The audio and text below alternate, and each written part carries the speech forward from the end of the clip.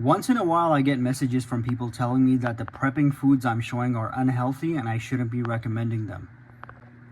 The thing is that I have to be practical, and the reality is that the average person right now can barely afford to cover housing and buy regular foods at the grocery store. In some households, we have both parents sometimes working multiple jobs just to survive. I can't tell people to only buy organic and high quality foods. I do regularly make recommendations for healthy prepper foods, but I have to try to aim for foods that have a high caloric value and are cheap. Think about this, if there are two types of cooking oils for sale, one is the unhealthy choice and it costs $15 for 5 liters, then we have the healthy choice and it costs $15 for 1 liter. That's a big difference in price, especially if someone is really struggling and needs to save money. If you only have a little bit of money, I'd rather have you buy the unhealthy one and get 5 times the oil for the same price.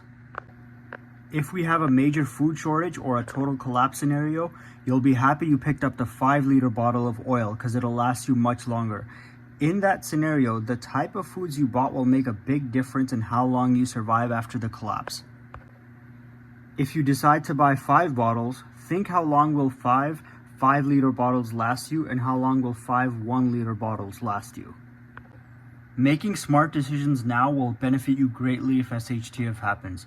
I'd rather stockpile lots of the cheaper stuff than a little bit of the organic stuff. If you have a lot of money, then go ahead and buy a bunch of organic foods and avocado oil, but my target audience is the average person. The same example can be given for many other foods as well, where for the price that you buy an organic or healthier option, you could be buying a larger portion of the regular version for the same amount of money. Another issue with some of the organic and healthier options is that the shelf life usually isn't as long as the unhealthy or regular option when it comes to some foods.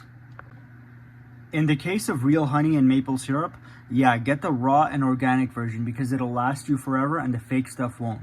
But generally, when it comes to most other foods, the organic options don't last as long as the regular option.